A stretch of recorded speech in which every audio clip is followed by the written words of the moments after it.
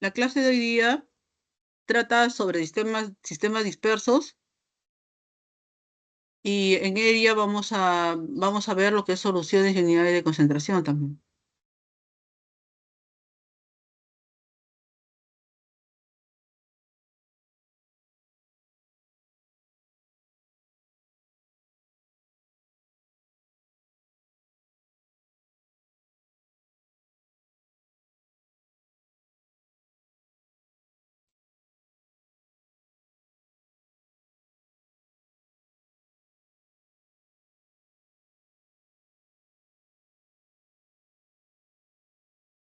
Un momento, por favor.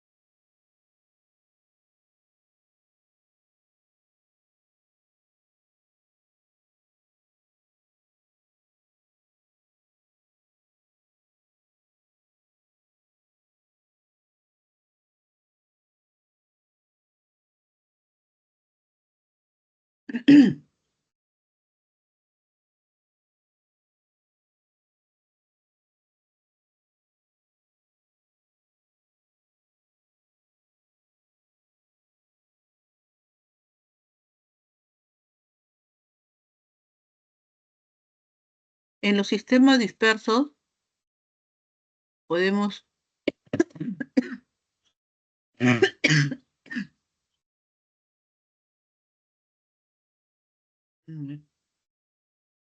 podemos decir que estos sistemas, ¿no? Eh, se llaman así porque una sustancia dispersa se encuentra en otra sustancia que se denomina dispersante.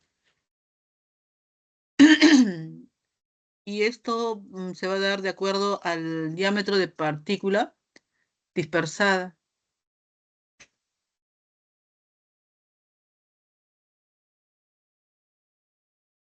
Mm, bien.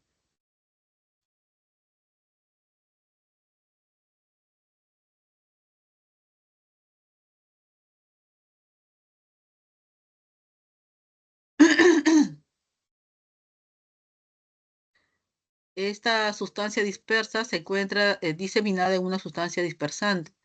Y de acuerdo al tamaño de partículas, entonces, dispersada, se puede estas clasificar en suspensiones, coloides y soluciones.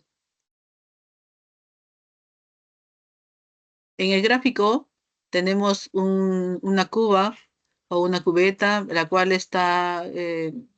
contiene la fase dispersa o discontinua, que vienen a ser los sólidos que ustedes ven y que se encuentran en menor proporción y es la que se va a dispersar, mientras que encontramos acá también la solución en la cual está inmerso el sólido, ¿no? Que se le conoce como fase dispersante o continua, que viene a ser que se encuentra en mayor proporción en el medio dispersante y se le conoce como medio dispersante. Como les hablaba, estamos viendo la clasificación de los sistemas dispersos según el tamaño de partícula. Tenemos para soluciones las partículas que se encuentran, ¿no?, dentro de él o fases dispersantes son del tamaño de menores que un nanómetro. Se le conoce como solución y estas a su vez pertenecen al sistema homogéneo. Sabemos que los que pertenecen al sistema homogéneo no se puede distinguir del el soluto de la solución, ¿no? Todo está unido, ¿no? Todo se encuentra en una mezcla uniforme.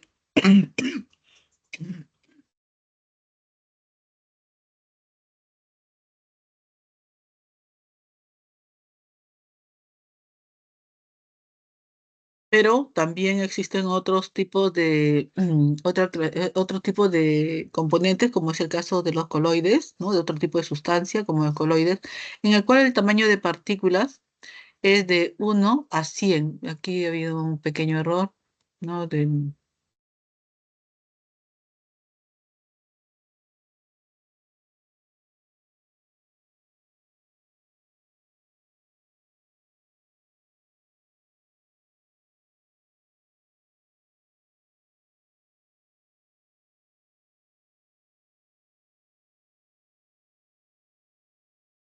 Un momento, por favor.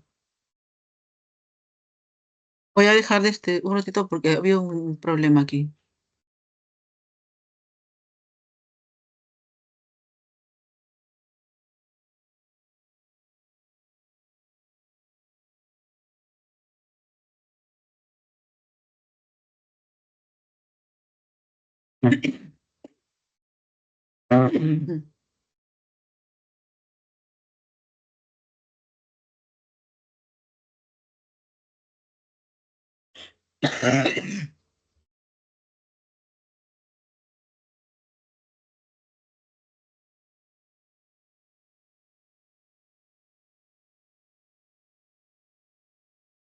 Espero que ahora sí está ahí. Así, ahora sí. Entonces, vamos a tener este tipo de soluciones, ¿no?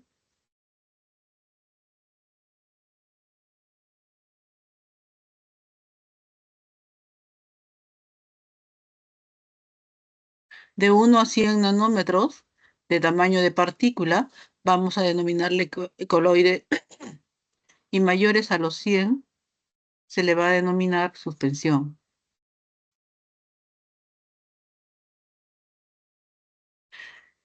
Este coloide y suspensión son los denominados también sistemas heterogéneos, porque ahí sí vamos a poder observar el soluto y la solución, ¿no? Incluso vamos a ver dos fases, ¿no? En toda solución se puede tener los siguientes componentes. Tenemos al solvente, tenemos al soluto, ¿no? Y tenemos la solución. Recordemos que el solvente se encuentra en mayor proporción que el soluto. Estas soluciones, ¿no? Las soluciones están, se puede decir que se gobiernan tras lo que se denomina la solubilidad, la propiedad de la solubilidad.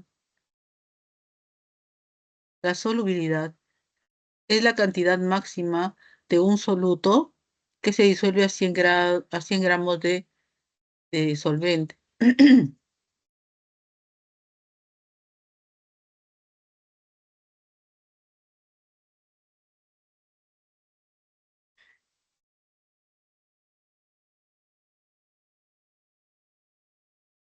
O sea, entonces, subrayemos bien que es la cantidad máxima. Es la cantidad máxima de soluto que se disuelve en 100 gramos de solvente. Pero esto sucede a una determinada temperatura.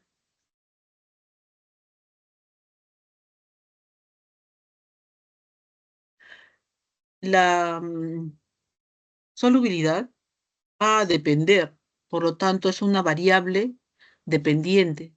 Va a depender de quién, va a depender de la naturaleza soluto-solvente y de la temperatura.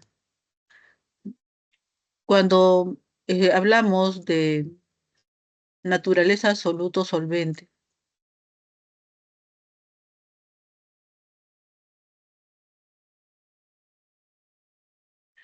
lo que estamos expresando es que lo semejante disuelve a lo semejante.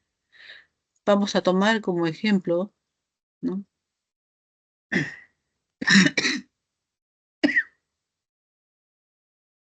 Al etanol en agua. El etanol, como vemos aquí, ¿no? Tiene en su composición, está de este color negro, carbones e hidrógenos, y también tiene un OH. Tenemos aquí las moléculas de agua, ¿no? Y van a subtender puentes de hidrógeno con este alcohol. Entendemos por fuerzas intermoleculares, o en especial el puente de hidrógeno, que es una de las que son más fuertes,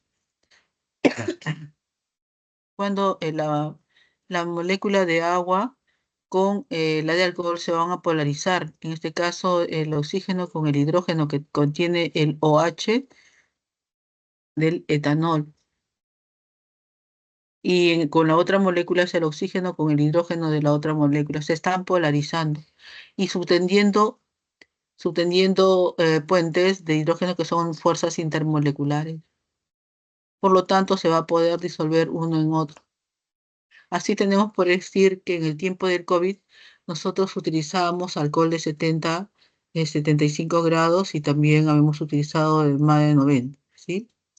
Entonces, veamos, cuando es de 70 y tantos grados, vamos a observar que lo echamos en el brazo o en alguna parte y vamos a ver que este alcohol no se evapora fácilmente. ¿Por qué? Porque tiene un contenido de agua y el contenido de agua es tal que se ha evaporado el alcohol y queda el agua y el agua se evapora pues a 100 grados y nosotros no tenemos esa temperatura. Por lo tanto, el agua perdura. Cuando es de más de 97, quiere decir que hay una mayor cantidad en proporción de agua, de alcohol. Y el alcohol, al echarlo sobre el brazo, sobre su brazo, sobre su mano, se va a evaporar rápidamente, dejando apenas un poco de humedad. Tenemos aquí otro ejemplo, que es el octano en hexano, ¿no? El octano que es el C8H18 y el hexano que es C6H14 forman parte de un componente de polímeros mucho más grandes, ¿no? Que se encuentran en el petróleo. Por lo tanto, ellos son de la misma especie y se podrán disolver entre ellos. Otra variable que afecta a la solubilidad como dependiente de ella es la temperatura. La solubilidad depende de la temperatura. En el caso que tenemos acá en el lado izquierdo, ¿no? Como les dije, la temperatura es una variable independiente y la variable dependiente, porque decimos que ella depende de la temperatura, es de la solubilidad que la tenemos en el eje Y, sabiendo que el eje Y es un f de x, o sea, es una variable dependiente, ¿no? En este caso de la temperatura x, ¿no? Vamos a observar en el gráfico que los sólidos y líquidos, por lo general, al aumentar la temperatura, aumenta la solubilidad. Pero hay que tener en cuenta que acá nos dicen por lo general. No es para todos. Debe de haber casos excepcionales, entonces.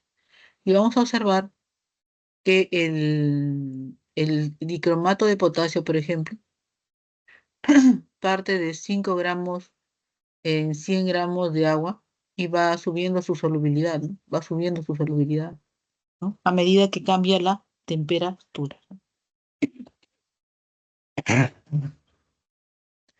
El cloruro de sodio, que es otro sólido, también, si lo diluimos en agua, ¿no? Al cambio de la temperatura, esta de acá va a ir aumentando su solubilidad. Es lo que ocurre cuando nosotros preparamos, por ejemplo, la sopa, ¿no? Y le agregamos, cuando está fría, le agregamos sal y la encontramos que está salada. Pero si aumentamos la temperatura a esa solución, lo que vamos a encontrar es que vamos a probarla en caliente y vamos a sentir que no tiene sal.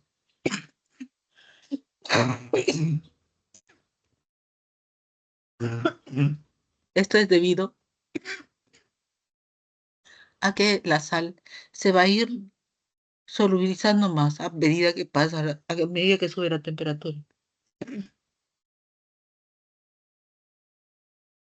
Lo que no sucede con el sulfato de cerio, que a medida que sube la temperatura se vuelve más insoluble en el agua. Entonces, por eso que nos dicen en sólidos y líquidos, por lo general, al aumentar la temperatura, aumenta la solubilidad, pero hay excepciones. En el caso de la derecha, observamos los gases. En el caso de los gases, al aumentar la temperatura, miren, vamos aumentando de 20, 40, 50, ¿no? Disminuye la solubilidad. disminuye la solubilidad, ¿no? Empezamos con una solubilidad a 20 de más o menos 2 milimoles, ¿no? Milimoles. Pero ¿qué pasa conforme va pasando el tiempo? Esta cantidad de milimoles que se van dando, que se lo solubilizan a, a medida que sube la temperatura es menor. Así tenemos por decir, cuando es 1, es 1 cuando la temperatura es 40, en el caso del oxígeno, ¿no? A 40 hay 1 milimol, pero ¿no? A 20 hay una mayor cantidad, digamos que sea 1,5. Empezó con una temperatura baja a, su solubilidad de 1,5 milimoles, ¿no? Pero conforme va aumentando la temperatura, la solubilidad ya es de 1 milimol nada más. Y así sucesivamente hasta que va a ir bajando. Entonces, en gases, al aumentar la temperatura, disminuye la solubilidad. Tenemos aquí un gráfico en el cual nos dan la solubilidad dada en gramos de soluto por 100 gramos de agua. Gramos de soluto por 100 gramos de agua. Recuerden que el soluto es el dispersante, ¿no? Y el agua en este caso es la fase dispersante. Entonces, vamos a observar aquí que hay soluciones, hay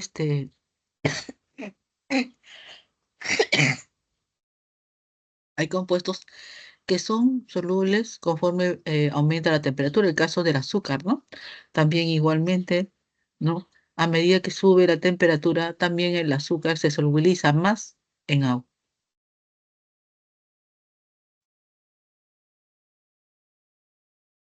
Tipos de soluciones.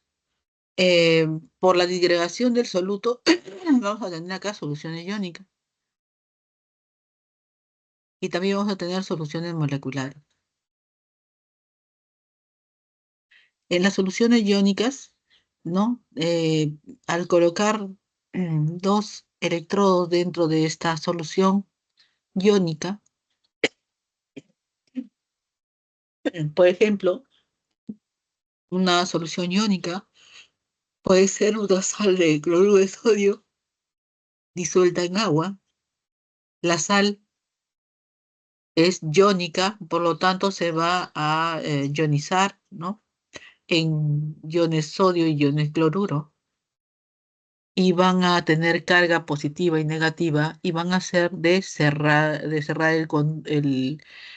van a cerrar el circuito por esas cargas, haciendo que la fuente electromotriz circule a través de todo esto, de toda esta cablería. Y muestra de ello es que prende el foquito, ¿correcto? Porque hay paso de corriente eléctrica. Ejemplos de otras soluciones serían las soluciones acuosas de ácidos, sales e hidróxido. En las soluciones moleculares vamos a hacer igualmente dos electrodos sumergidos en una solución.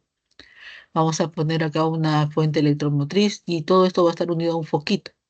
Pero el foco no se va a prender porque estas soluciones moleculares no pasan corriente eléctrica. Es el caso de la glucosa o alcohol en agua, el tolueno en benceno.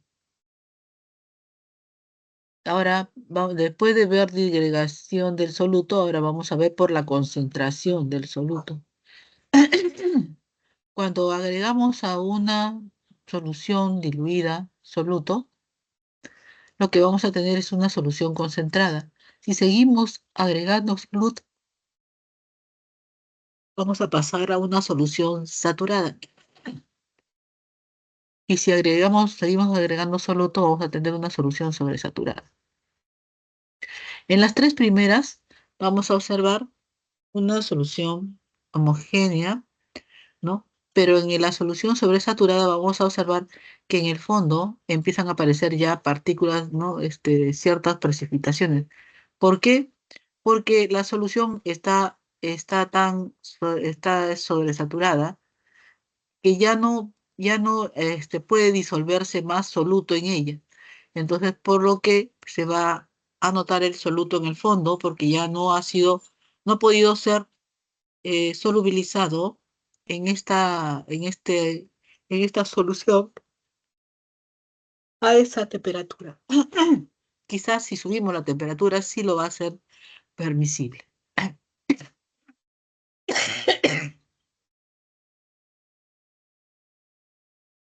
Dentro de las expresiones cuantitativas en unidades físicas, vamos a tener el porcentaje en masa, ¿no?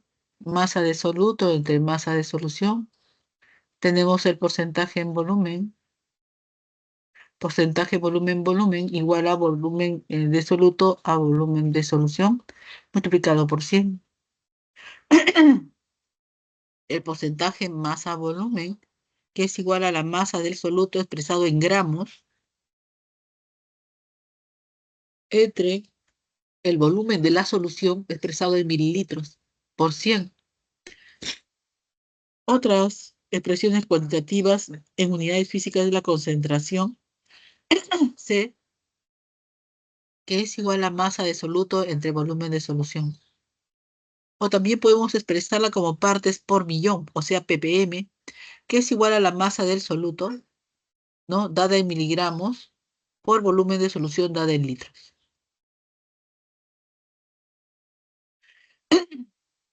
Ahora, ¿no? De las expresiones cuantitativas en unidades físicas, vamos a pasar a las cuantitativas en unidades químicas.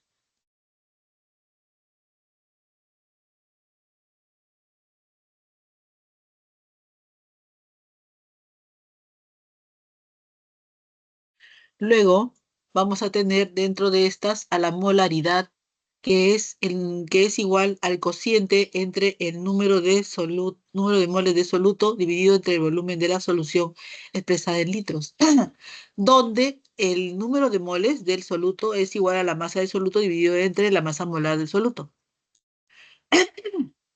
También tenemos a la normalidad, que es igual al número de equivalentes gramo de soluto dividido entre el volumen de solución dado en litros. Este equivalente gramo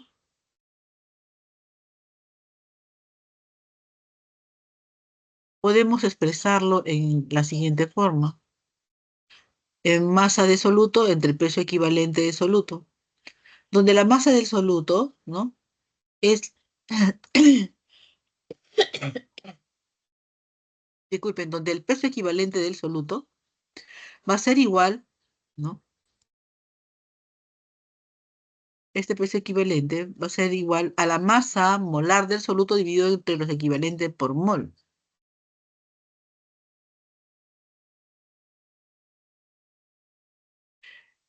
El teta, el teta,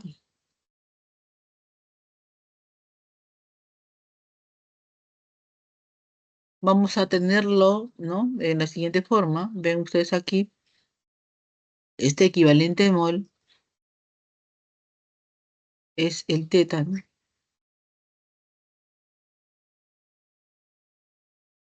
Entonces aquí ya tenemos equivalente mol.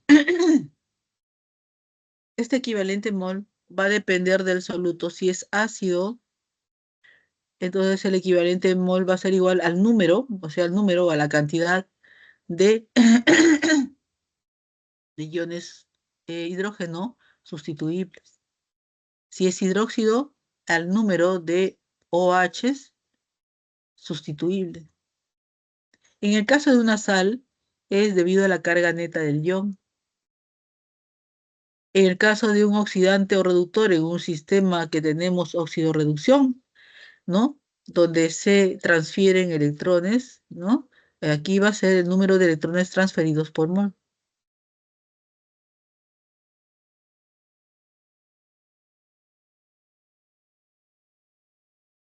Tenemos aquí en las reacciones de óxido-reducción, ¿no? El peso equivalente gramo es la cantidad de sustancia en gramos que gana o pierde por mol de electrones transferidos. Tenemos acá el dicromato, el ion dicromato, ¿no? Más el ion cloruro, más hidrógenos, iones hidrógenos, nos va a dar cromo más 3, cloro 2, más agua. Entonces, veamos que en el dicromato hay un cambio, ¿no?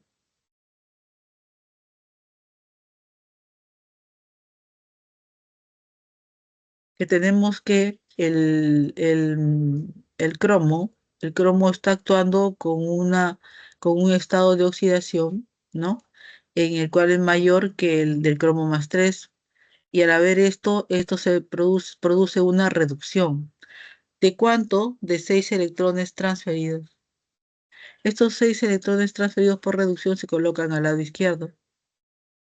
Y diremos que un mol de dicromato, de ion dicromato, presenta 6 equivalentes. Entonces, el peso equivalente del dicromato es igual al peso fórmula del dicromato dividido entre los 6 equivalentes mol de la transferencia de electrones, ¿no?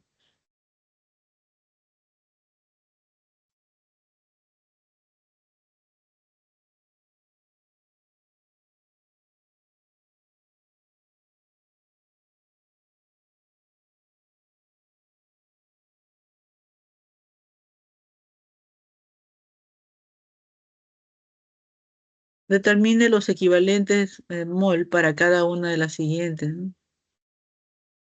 Entonces, nos están pidiendo esto. Para el hidrógeno, para el ácido nítrico, por tener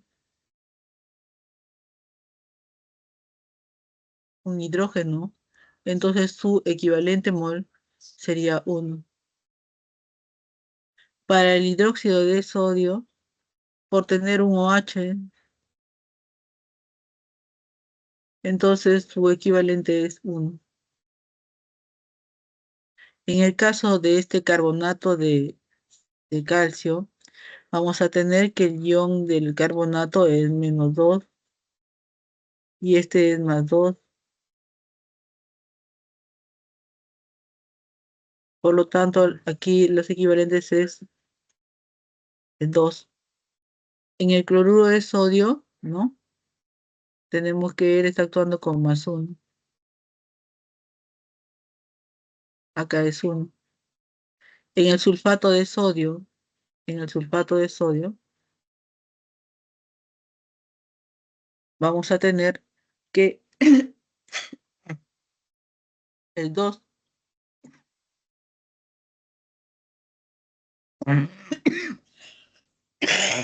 porque es una sal, tenemos la carga del ion. En el caso del aluminio, en el caso del aluminio vamos a tener que es 6. Pasamos el 3 a este lado, en cruce,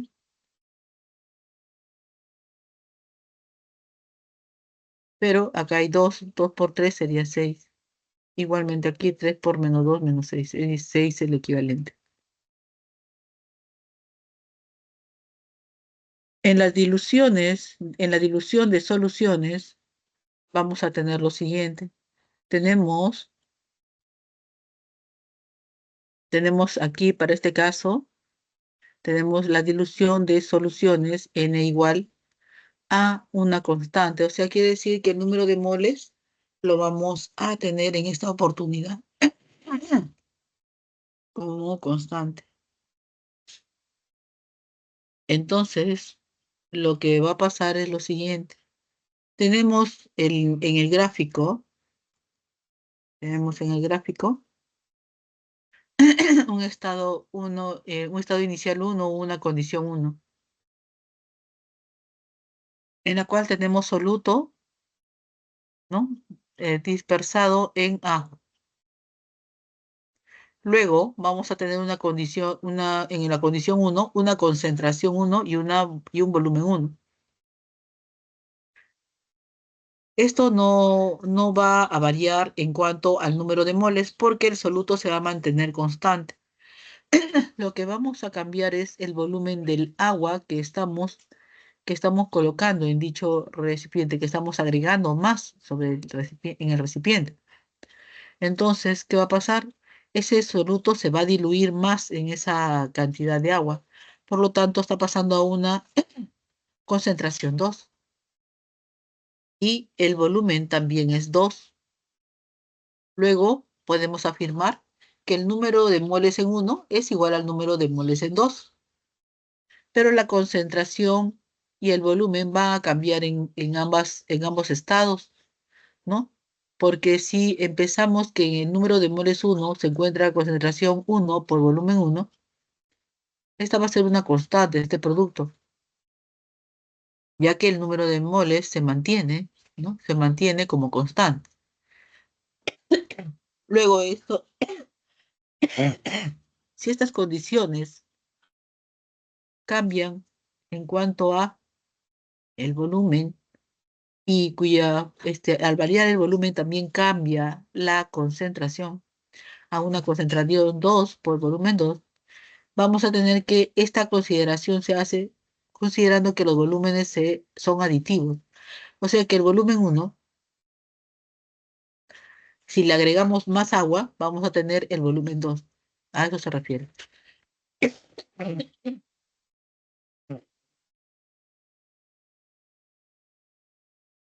En una mezcla de soluciones también podemos tener este caso, en el cual estamos partiendo de un, este, de una cubeta en la cual tenemos un soluto y agua, ¿no?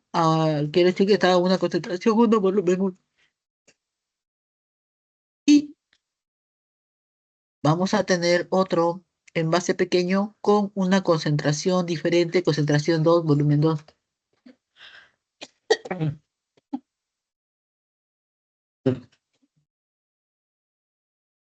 Si agregamos C1 y C2 a una tercera cubeta, nos va a resultar una concentración 3 con un volumen 3,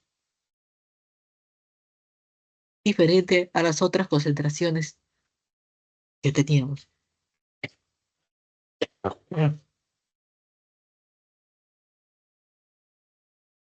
Luego, el número de moles en uno más el número de moles en 2 va a ser igual al número de moles en 3.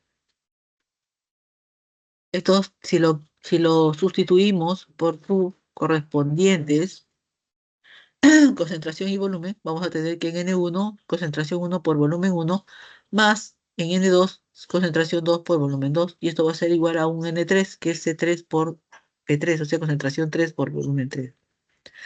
Esto considerando que los volúmenes son aditivos, o sea, donde volumen 1 más volumen 2 va a dar el volumen 3. Pasamos a lo que es los ejercicios de clase.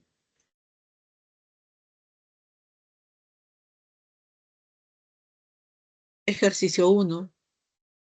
Los sistemas dispersos o dispersiones son una mezcla de dos o más sustancias que se producen cuando una sustancia se distribuye en el seno de otra u otras. Por ejemplo, la mezcla de agua con sal o de agua con harina y de gotas de grasa en agua.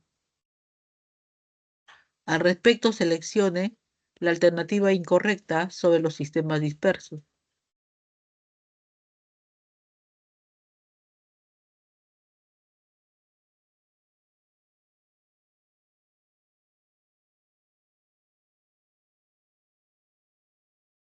A ver, chicos, para que ustedes desarrollen cuál sería la alternativa correcta.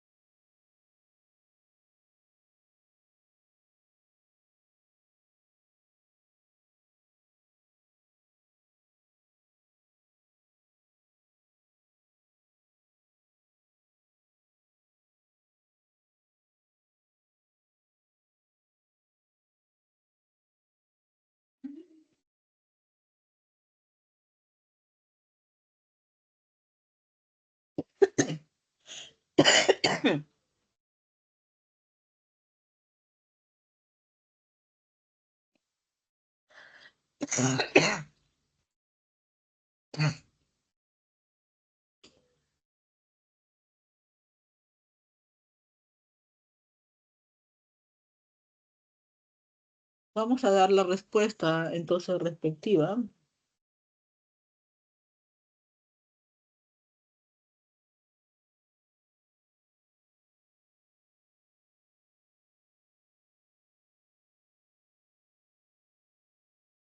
Se clasifican en suspensiones coloides y soluciones. Eso es verdadero. La mezcla denominada leche es un coloide. Claro, porque la leche contiene partículas de grasa, ¿no? Partículas de grasa disuelta en la que es la fase dispersa. Por lo tanto, es un coloide. El vino corresponde a un ejemplo de solución. Sí, porque nosotros vamos a observar a trasluz de que el efecto Tyndall se da en él, no deja pasar la luz. En las soluciones, la fase dispersante denomina solvente. La fase dispersante se denomina solvente. Eso también es verdadero. Y la última, la fase dispersa se encuentra en mayor proporción. No, porque hemos visto que la fase dispersa es un soluto, ¿no? Y ese soluto tiene que disolverse en una gran cantidad de solvente. Entonces, para ese caso, esto es falso.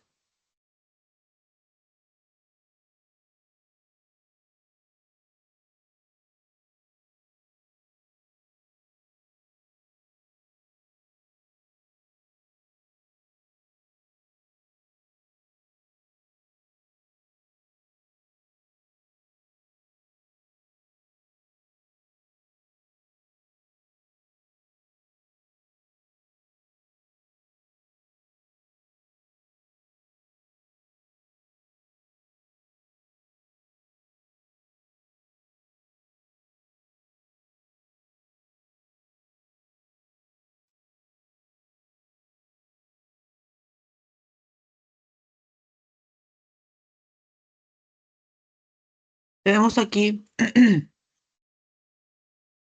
la solución para que ustedes lo puedan estudiar mejor en su casa.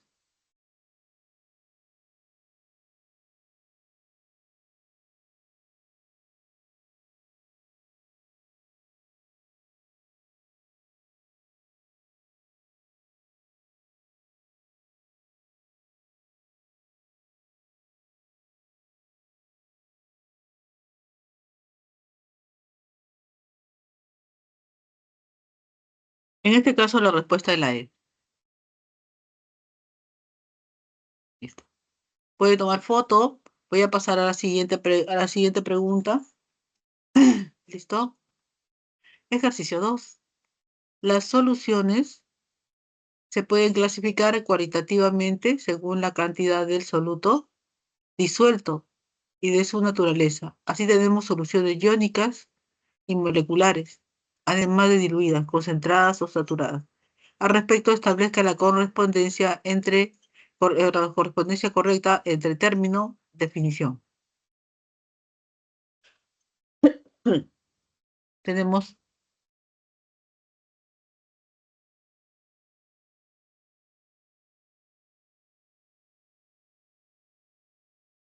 solubilidad, solución iónica y solución sobresaturada en la primera columna, y en la otra solución que contiene exceso de soluto máxima cantidad de soluto en 100 gramos de solvente a una temperatura dada. El soluto se encuentra disociado en iones. ¿Cuál sería su respuesta?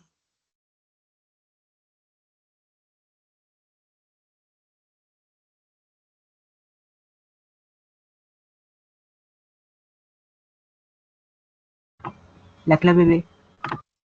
Muy bien, la clave D, D de diamante, ¿no?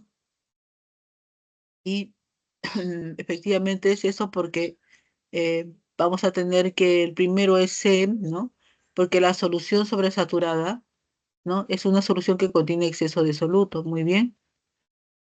La segunda es la A porque la solubilidad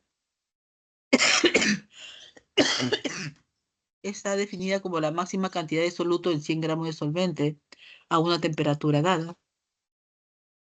Y tenemos la B, que sería la última, donde la solución, la, la solución iónica, ¿no? Es aquella cuyo soluto se encuentra disociado en iones. Muy bien. Pasamos a la siguiente pregunta. Voy a dejar acá la respuesta.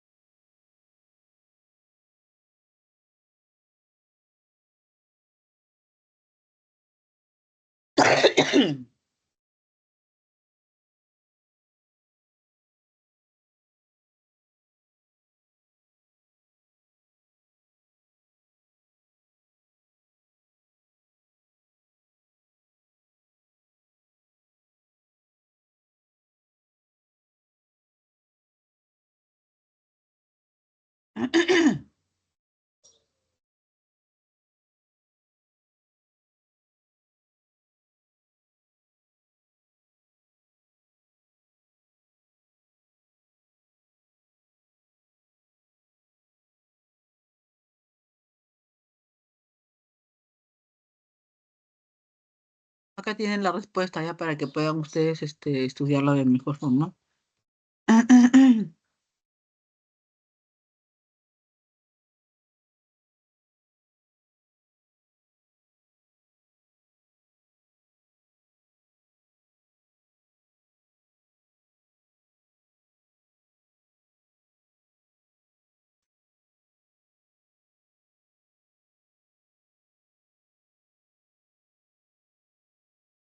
Siguiente problema. Tomen foto, voy a pasar al siguiente problema.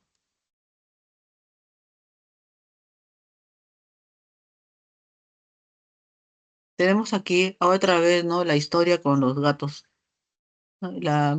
Esta vez Bastet y Romano, que son unos gatitos que recibieron un tratamiento y se quiere determinar el efecto antiparasitario de dos sustancias. Para ello se hace el siguiente experimento en función de la masa del gatito. Acá nos dan la foto primero. Romano pesa 6,5 kilogramos y la Bastet 4,8 kilogramos. Y nos dicen acá en el experimento, ¿no? En función de la masa del gato hay que darle esto, ¿no? Ese es parasitario.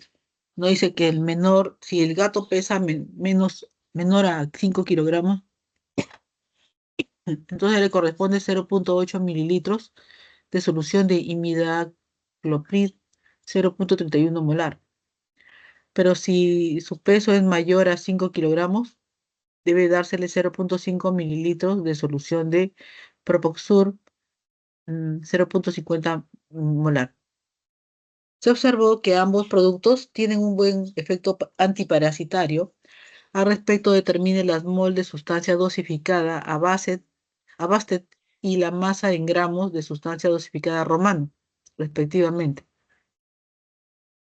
Datos: peso molar de indacloprid, 225 gramos por mol, y la masa molar de Propoxur es de 210 gramos por mol.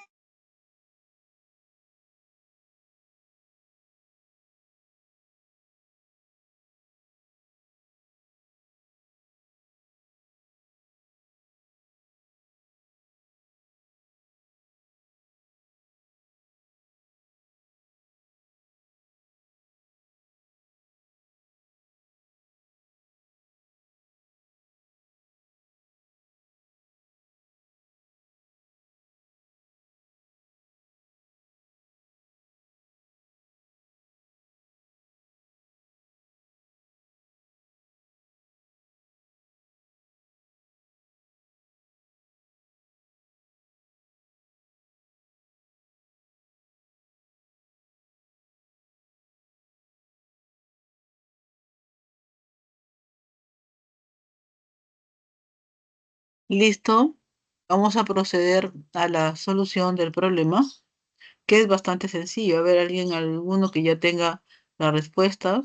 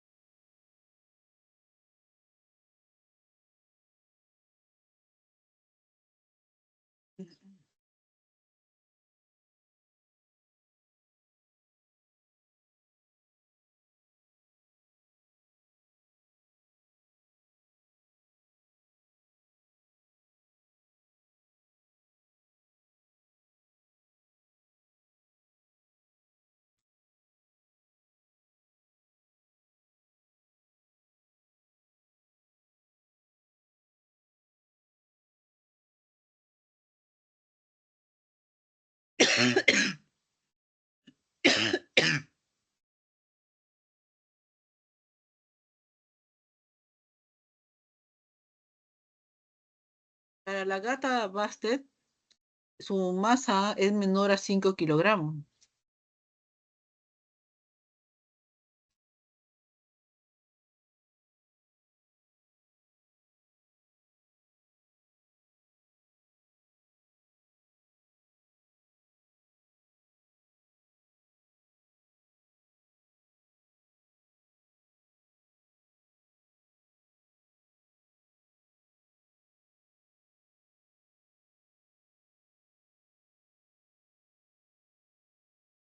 Como ella, su masa es menor a 5 kilogramos, vamos a tener que utilizar la primera alternativa que nos dan acá.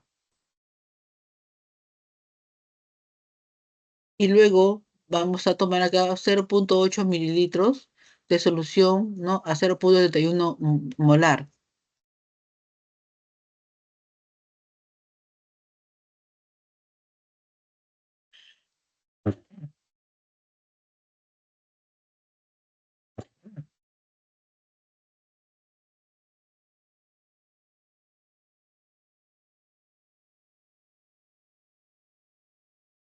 También tenemos que Para convertir esto a moles, lo vamos a multiplicar por la molaridad que nos dan del Indacovit, que en este caso es 0,31 molar, que está expresado en moles por litro, ¿no? Lo vamos a multiplicar por 0,8 por 10 a la menos 3 litros y nos da 2,48 por 10 a la menos 4 mol. En el caso del gato romano, su masa es mayor a 5 kilogramos, por lo tanto vamos a utilizar el segundo, 0,5 mililitros de solución, ¿no? De Propoxur.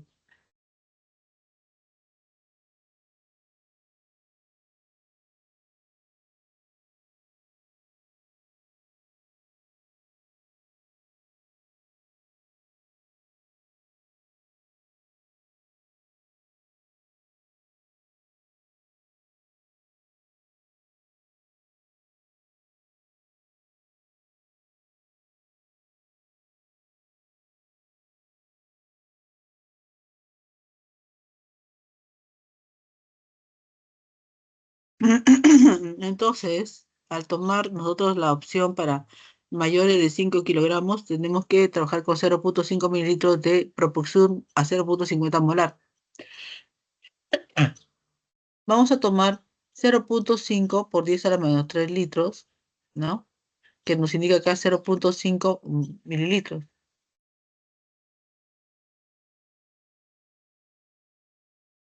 Y lo convertimos a litro.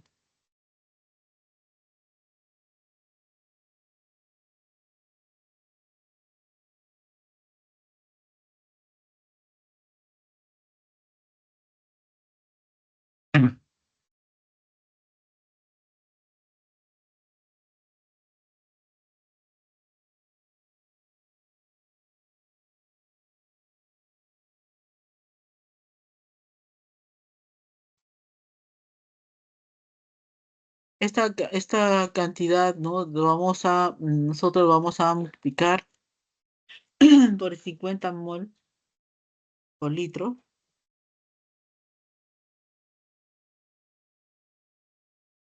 que es la molaridad que nos dan acá de 0,50 molar para convertir esta cantidad en moles. Y una vez que lo tenemos en moles, utilizar la masa molar, pero en forma al revés, ¿no? ¿Para qué? Para tener acá 210 gramos por mol. Una vez que tenemos esto, lo efectuamos y la respuesta nos va a salir 5,25 por 10 a la menos 2 gramos. Siendo para esta parte la respuesta la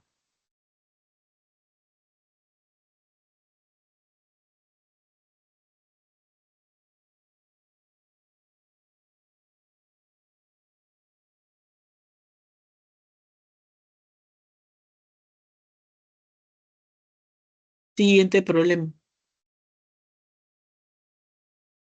El huevo es un alimento de alta cantidad proteica. Contiene ácidos grasos saturados, sodio, potasio, hierro, magnesio, calcio, vitamina B6, vitamina B12. La yema contiene 0,933% en masa de colesterol. Considerando de que cada huevo contiene 20 gramos de yema, determina los miligramos y las moles de colesterol contenidos en 2 huevos, respectivamente.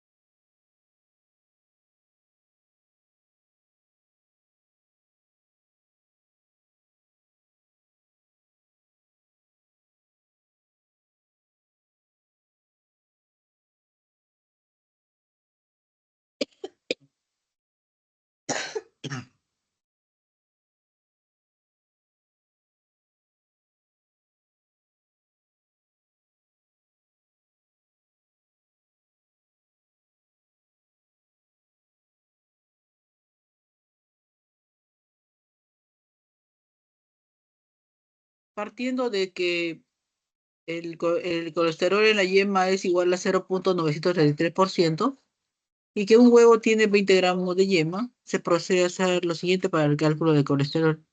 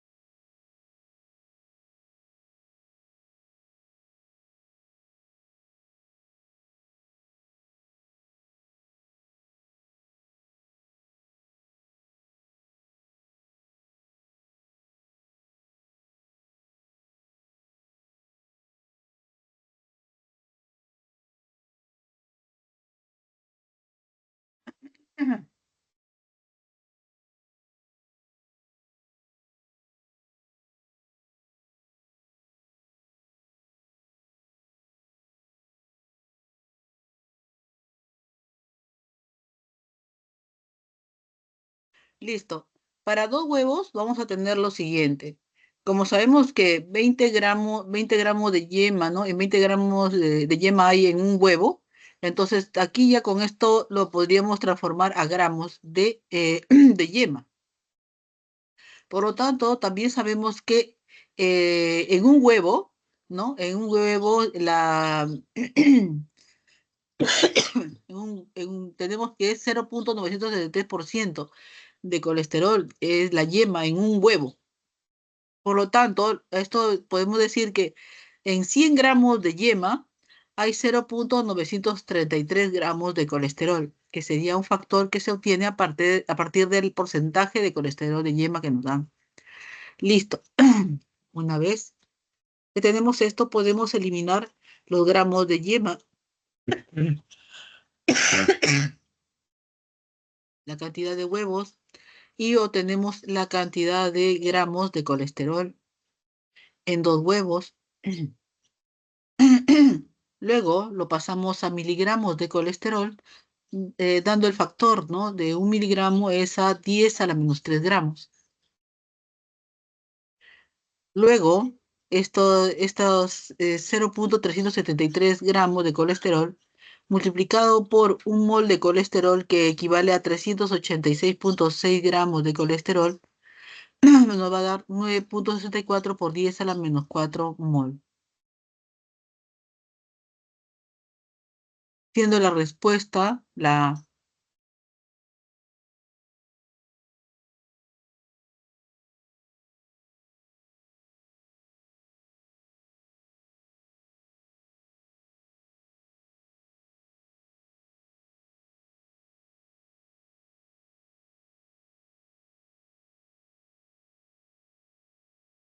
Muy bien, vamos a pasar al siguiente problema.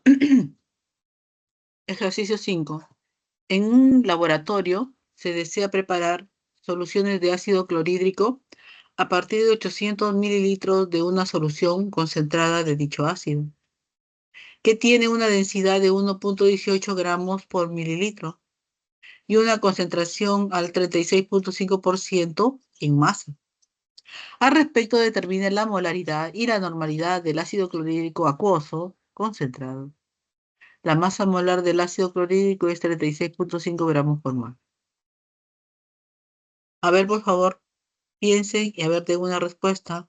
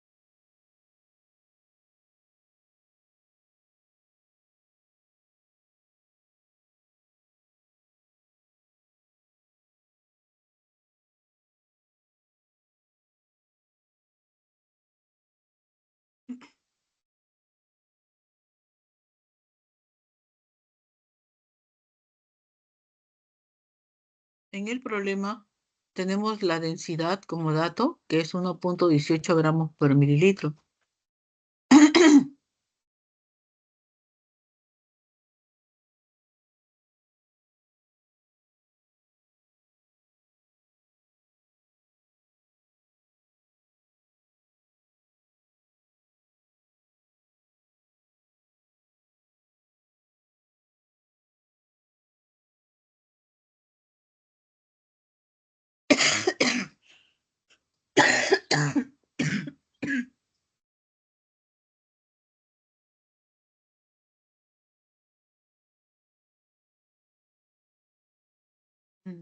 Luego podemos decir que debido a esa densidad, entonces un litro de solución va a tener 1,180 gramos, o sea, lo estamos ya aceptando. Eso debido a la conversión.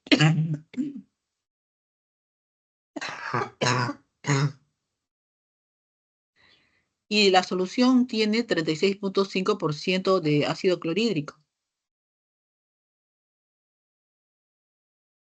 por lo cual nosotros tendríamos que multiplicar la masa en gramos por ese porcentaje para obtener la masa de ácido clorhídrico.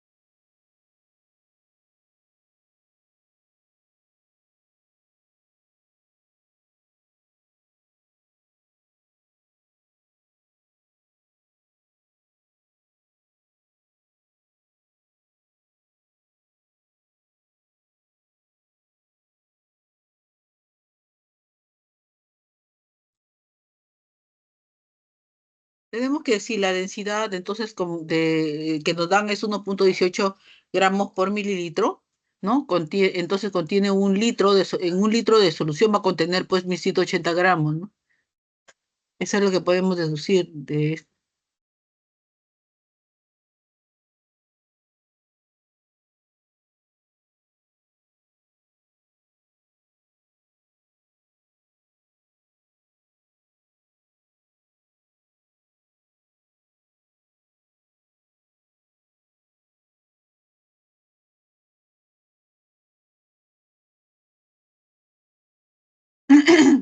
Entonces vamos a tener 100.180 gramos, ¿no? Que es lo que hay en un litro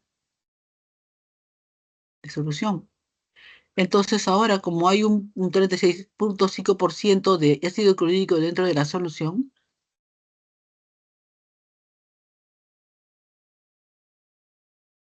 luego calculamos el porcentaje de la cantidad de gramos que hay de ácido clorhídrico, multiplicando el 36,5%, ¿no? Por la cantidad de masa de la solución, que serían 1.180 gramos.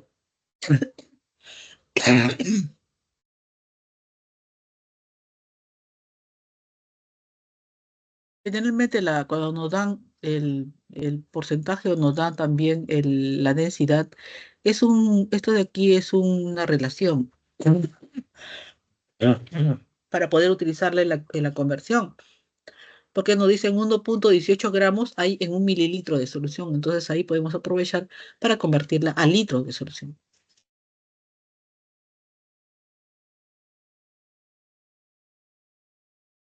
Vamos a calcular la molaridad a partir de los datos que ya tenemos. La molaridad, que es el número de moles por litro, donde el número de moles es masa entre masa molar. Vamos a reemplazar la masa que nos dan aquí, que es 30,7 gramos de ácido clorhídrico, que es el porcentaje que hay en esa cantidad de masa, ¿no? ¿Qué sería la masa? Y la masa molar, el dato que nos dan del ácido clorhídrico. Todo eso lo vamos a dividir entre un litro para obtener la molaridad.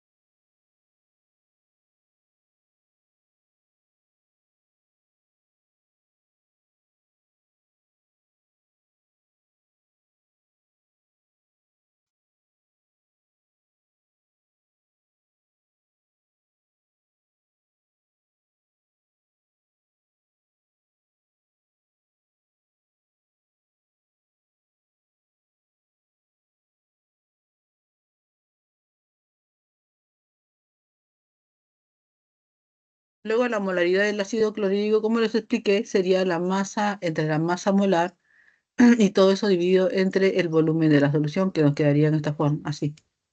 Y la molaridad sería 11,8 molar. También nos pide la normalidad, pero la normalidad, a ver, vamos a ver aquí.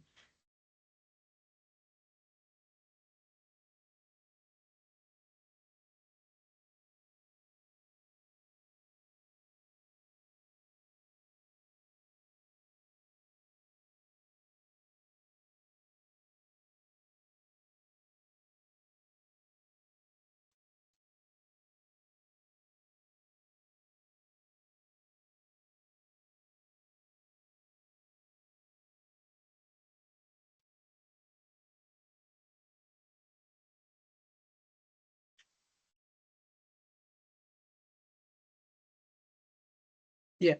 La normalidad es igual al teta por la molaridad. En este caso, el teta ya le hemos dicho que es el peso equivalente que va a depender de qué, de los hidrógenos sustituibles, de los OH sustituibles. También puede ser de la carga neta del ion o de lo contrario, también puede ser también la transferencia de electrones si se trata de una reacción redox. En este caso, vemos que tiene acá este ácido, este ácido contiene un hidrógeno, por lo que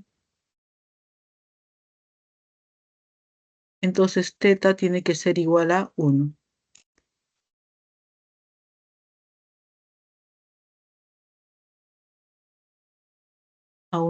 por la molaridad.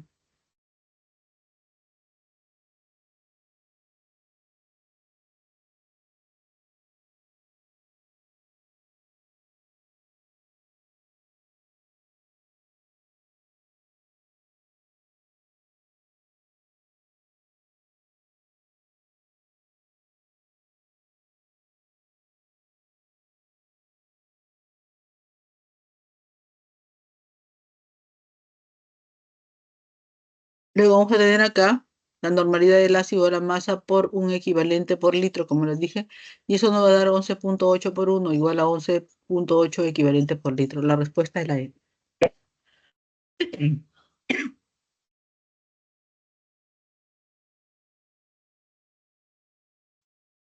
Ejercicio 6. En un estudio farmacológico se evalúa la acción de claritromicina en adultos.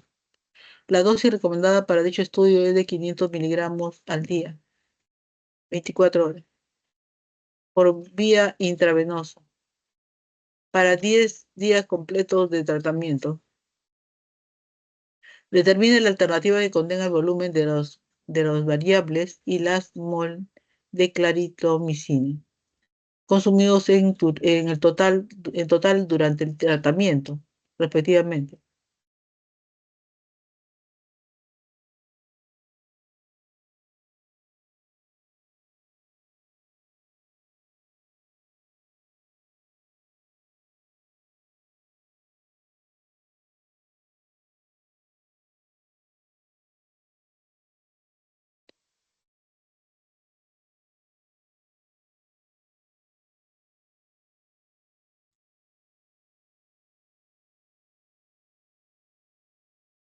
Para este problema nos dan como datos el peso fórmula de la claritromicina, que es de 750 miligramos por mol, y que por cada vial de 100 mililitros contiene 200 miligramos de claritromicina. Cuando nos hablan de cada vial, se refiere a la cantidad vía intravenosa, a la cantidad de vías intravenosas que se le van a dar, ¿no? Se le van a poner en este caso, ¿no? A los adultos.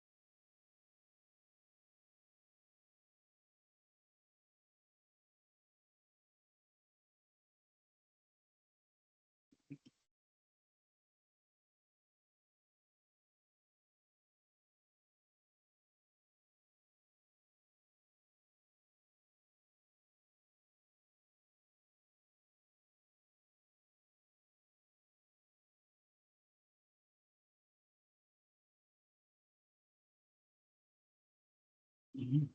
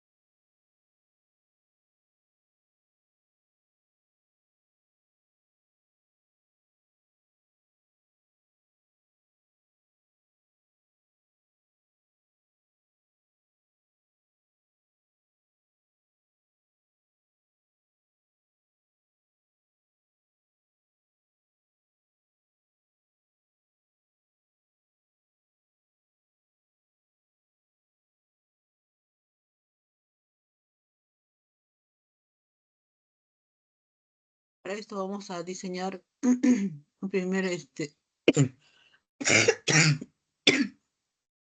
cómo se llevan a cabo las dosis de esos gatitos o de esta persona adulta, ¿no? Adultos.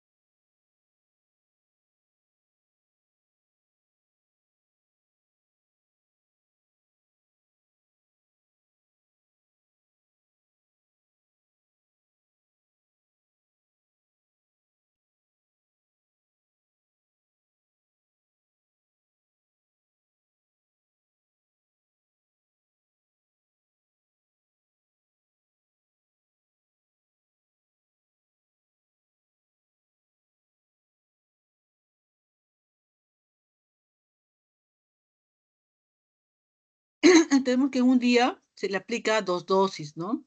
Una primera dosis y una segunda dosis, ya que en el problema, no dice, ¿no? En un estudio se evalúa la acción de la cladribicina en adultos.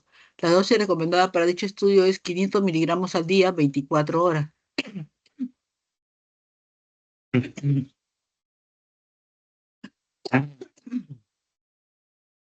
Entonces, para esa cantidad que nos dan, tendríamos que, y para 10 días, ¿no? Nos piden. Para en un día de 24 horas vamos a poder darle dos dosis, una primera y una segunda dosis, una en la tarde, en la noche, porque son cada 24 horas. Después de 2 días vamos a necesitar tres dosis, ¿no? Tenemos la primera dosis, la segunda y la tercera dosis. En el tercer día vamos a completar hasta cuarta dosis, porque no es que son para 24 horas. Y en los 10 días lo que vamos a hacer que el primer día son una dosis, el segundo día es, eh, dos dosis, tres dosis, cuatro dosis según el día, y vamos a llegar a 11 dosis, que es lo que realmente se da para estos casos, ¿no? Completando los 10 días.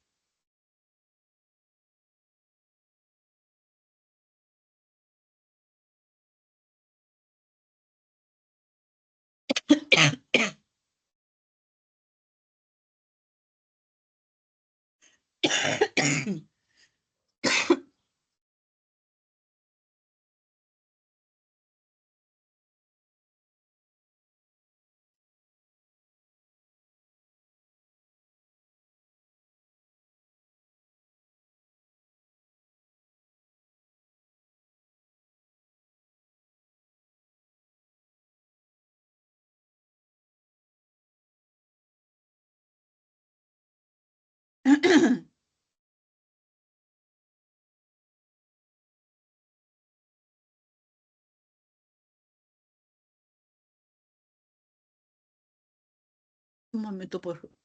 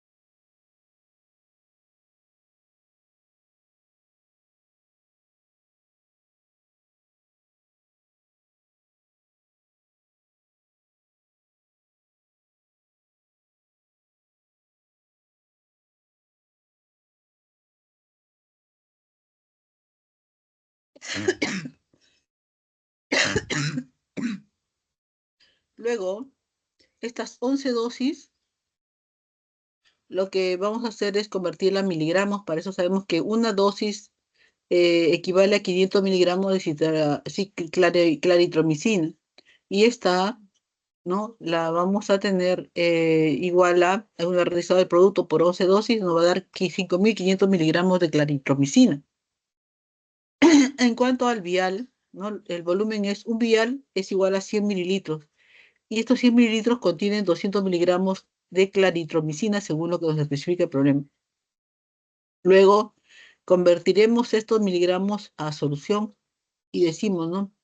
5.500 miligramos multiplicado por un vial que es 200 miligramos. Y luego tenemos que 100 mililitros de la solución es un vial, para que vial con vial se nos vaya, los miligramos con miligramos se nos den solución. Y esto nos va a dar 2.650 mililitros de solución. Un mol de claritromicina es igual a 750 gramos de claritromicina. Luego, en 11 dosis, una dosis tiene 500 miligramos de claritromicina, que esta claritromicina lo vamos a llevar nosotros pues a moles. Para eso tenemos que un miligramo equivale a 10 a la menos 3 gramos y también que un mol de claritromicina equivale a 750 gramos. De acá simplificamos y nos da 7.33 por 10 a la menos 3 mol de claritromicina, que sería la respuesta C.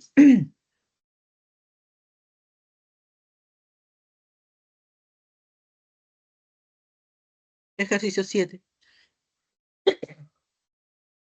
El permanganato de potasio es un sólido cristalino púrpura soluble en agua. En un laboratorio de análisis químicos se estudia la reacción realizada por el permanganato. La ecuación química es la siguiente y nos da. Al respecto, determina el valor de verdad o falsedad de las siguientes proposiciones.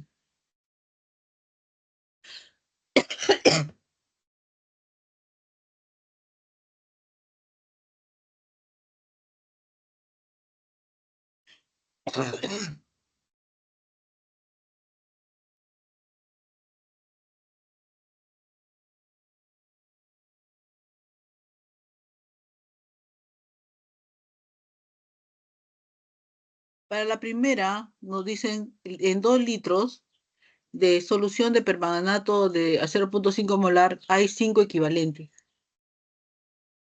Hay 5 equivalentes. Entonces, nosotros sabemos que el permanganato pasa de +7 a +2 en la ecuación, ¿no? Porque el manganeso se está reduciendo, por lo tanto, se reduce por ganar 5 electrones. Un mol de permanganato es igual a 158 gramos de permanganato y esto es igual a 5 equivalentes. ¿Por qué los 5 equivalentes? Porque está pasando del manganeso de +7 a +2. Entonces, la transferencia de electrones es por 5 electrones. Y esos electrones transferidos vienen a ser los equivalentes. Entonces, luego, 2 litros mm, a 0.5 molar tiene un mol de permanganato. Entonces, se tienen 5 equivalentes. Sería verdadera la primera pregunta.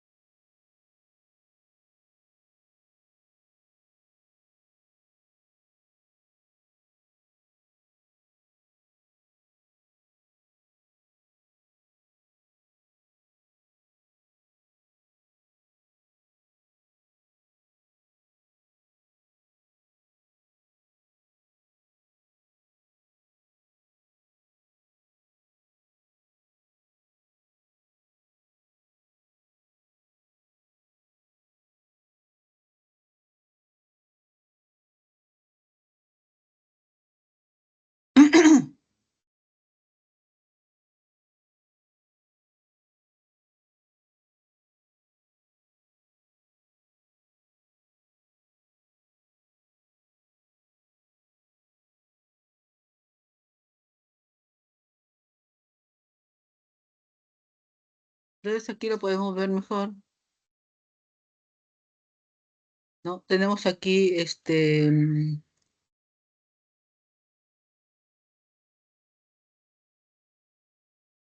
un mol de permanganato equivale a 158 gramos de permanganato,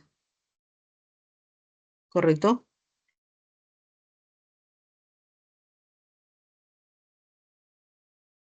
También tenemos que eh, el manganeso, ¿no? El manganeso pasa de manganeso más 7 a manganeso más 2, ¿no? Eh, Ganando 5 electrones.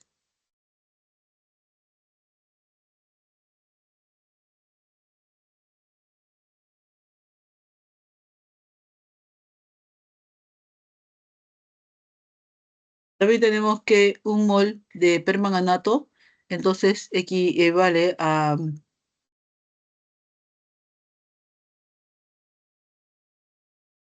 158 kilogramos de manganeso, ¿no? De permanganato de potasio.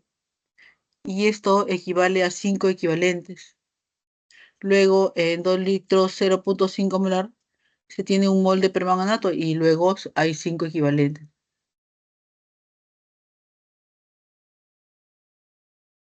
En la segunda nos dicen por cada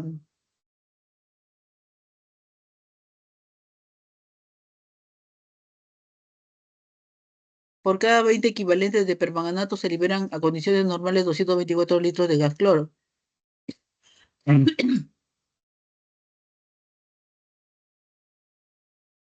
Eso es verdadero.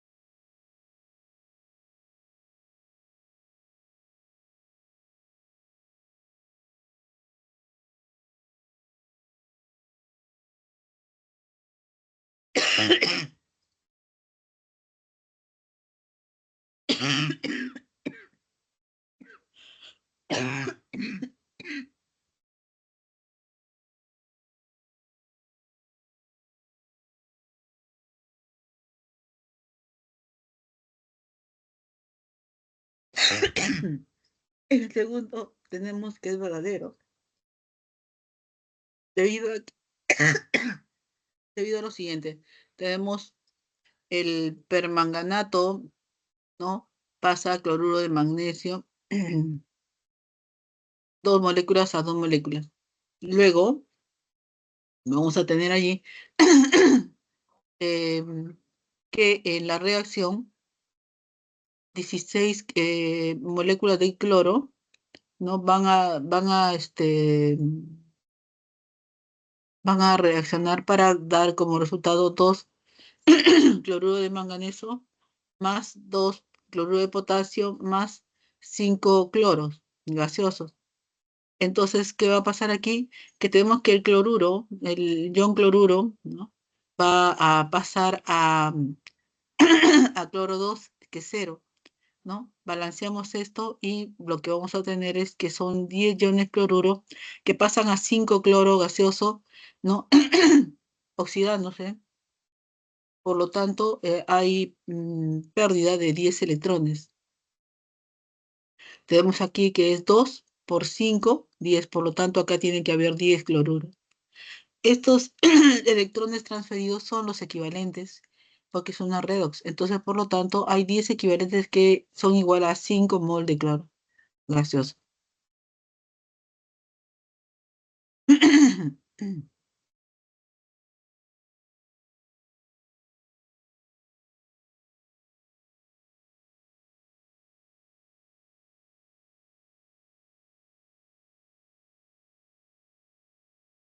En el caso del manganeso,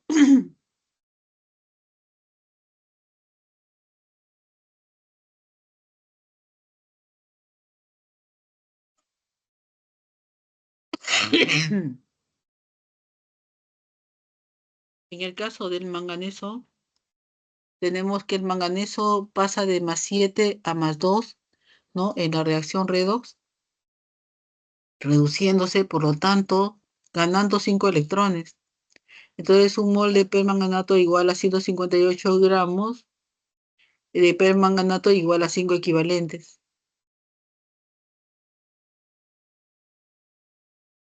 Ahora, 10 equivalentes de permanganato van a ser igual a 5 mol de cloro 2, y 20 equivalentes de permanganato va a ser igual a 10 moles de cloro 2. Y esto es igual si un mol es, si un mol un mol de un gas a condiciones normales es 22.4 litros. Al haber 10 moles de este cloro 2 sería 10 por 22.4 litros, igual a, 200, a los 224 litros de ese gas a condiciones normales. Por lo tanto, la respuesta es verdadera. La tercera nos pregunta una solución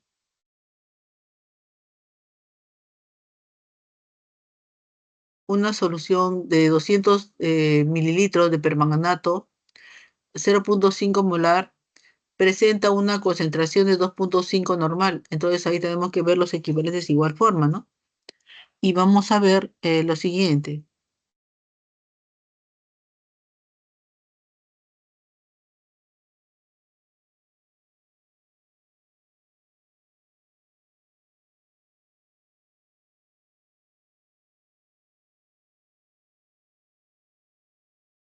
Vamos a tener también que es verdadero.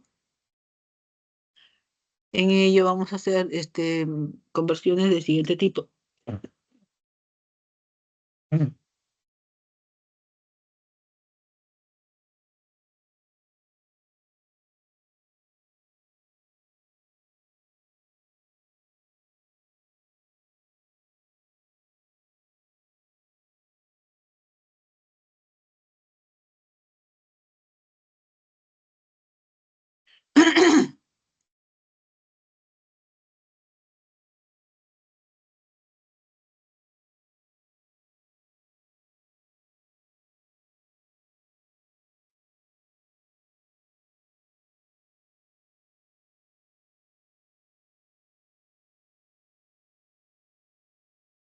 Vamos a tener acá lo siguiente, ¿no? Tenemos que es verdadero porque 200 mililitros es igual, en primer lugar, a 0.2 litros, y esta solución está a 0.5 molar, ¿correcto? Entonces partimos de 0.5 moles de permanganato por litro, que es la molaridad, y a la cual la vamos a multiplicar por el teta, que en este caso es el peso equivalente, que serían 5 equivalentes por mol, porque eso ya lo hemos visto en la segunda parte, ¿no? Luego multiplicamos estos dos y nos va a dar 2.5 equivalentes por litro, que es igual a 2.5 normal.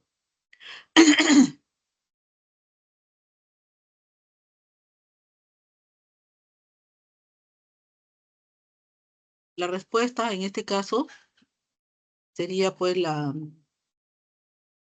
E.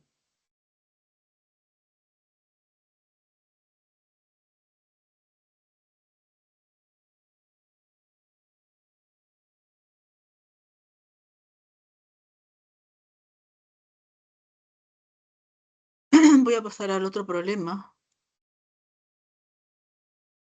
En el laboratorio las soluciones se preparan en un material de vidrio llamado fiola, las que miden un volumen exacto. Si en un laboratorio se cuenta con una fiola de 250 mililitros de capacidad y se agrega 15 mililitros de ácido sulfúrico 4 molar y se completa su capacidad con agua destilada. Al respecto, determine el volumen de agua agregada en litros y la normalidad de la solución resultante respectivamente.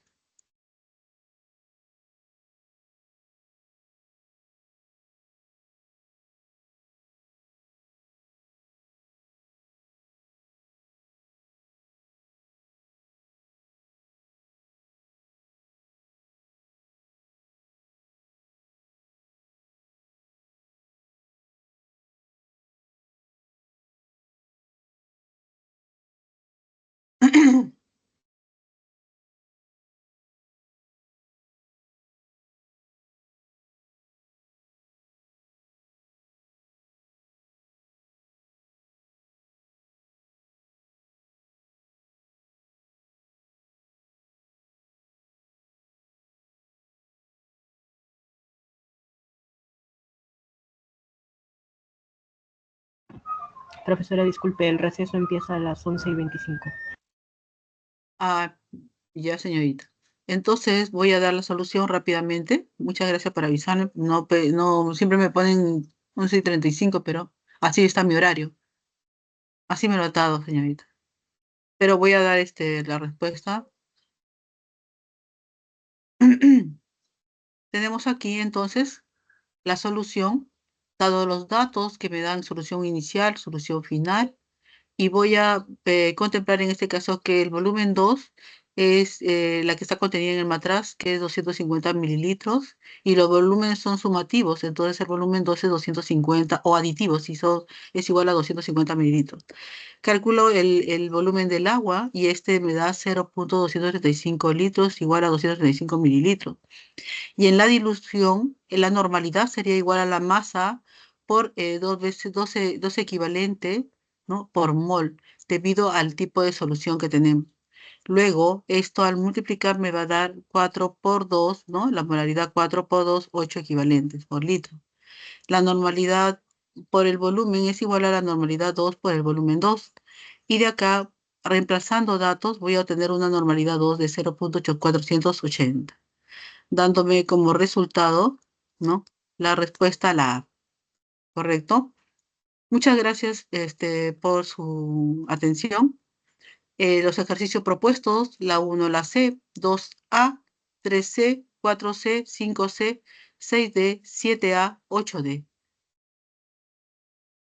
Gracias a todos ustedes, gracias a todos ustedes por su participación. Nos vemos la siguiente clase.